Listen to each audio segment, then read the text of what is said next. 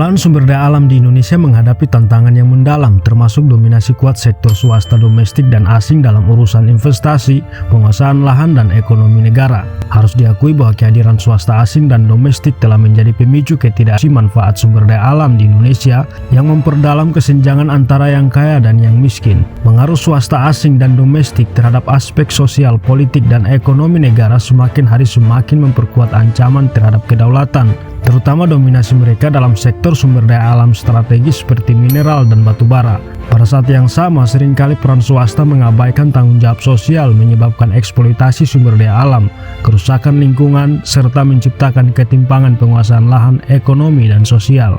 Menurut data Kementerian Lingkungan Hidup dan Kehutanan tahun 2018, mayoritas hutan di Indonesia dikuasai oleh perusahaan swasta yang meningkatkan risiko degradasi lingkungan. Wahana Lingkungan Hidup Indonesia dan Auriga juga memverifikasi bahwa sebagian besar lahan di Indonesia hingga 2022 dikuasai oleh korporasi yang mengurangi akses rakyat terhadap sumber daya alam yang esensial bagi kehidupan. Dari 53 juta hektar lahan yang diberikan pemerintah, hanya 2,7 juta hektar yang tersedia bagi rakyat, sementara 94,8% dialokasikan untuk korporasi, mencerminkan dominasi yang tidak seimbang dalam penguasaan lahan.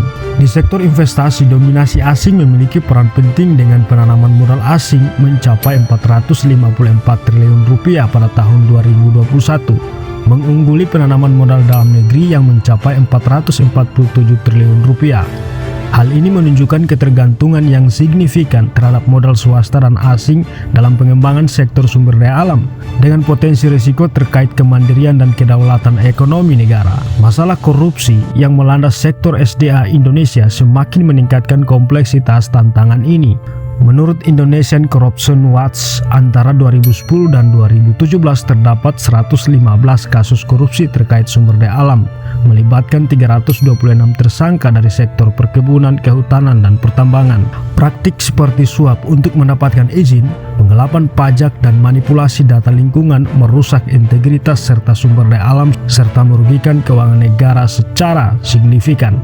Pada 2023, ICW melaporkan 791 kasus korupsi dengan kerugian negara mencapai 28,4 triliun rupiah, mencakup sektor-sektor penting seperti desa, pemerintahan, dan sumber daya alam.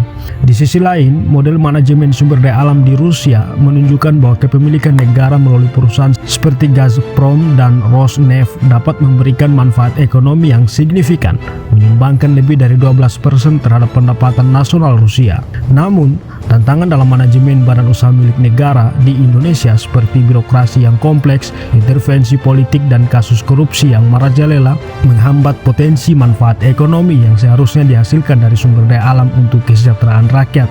Ini melemahkan upaya penguatan peran BUMN dalam pengelolaan sumber daya alam, sebagaimana yang diterapkan oleh Rusia yang sadar bahwa sumber daya alam strategis mereka harus dikendalikan oleh negara, bukan oleh dominasi swasta asing atau lokal yang rentan terhadap praktik-praktik yang merugikan kepentingan negara.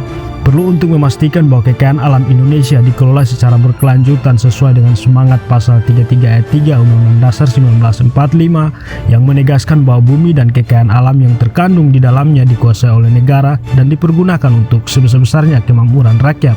Sehingga kemudian reformasi mendalam dalam tata kelola sumber daya alam diperlukan. Seluruh tahapan pengelolaan sumber daya alam mulai dari investasi, produksi, sampai penjualan harus berada di bawah kendali dan kekuasaan negara melalui BUMN, bukan justru di bawah dominasi swasta lokal maupun asing yang seringkali mengabaikan kesejahteraan masyarakat dan kelangsungan lingkungan hidup. Indonesia perlu belajar dari pendekatan sukses yang diterapkan di Rusia untuk merumuskan kebijakan yang mampu mengatasi tantangan masa depan, termasuk peningkatan transparansi, penegakan hukum yang kuat, serta penguatan peran BUMN dalam manajemen sumber daya alam secara efektif dan berkelanjutan.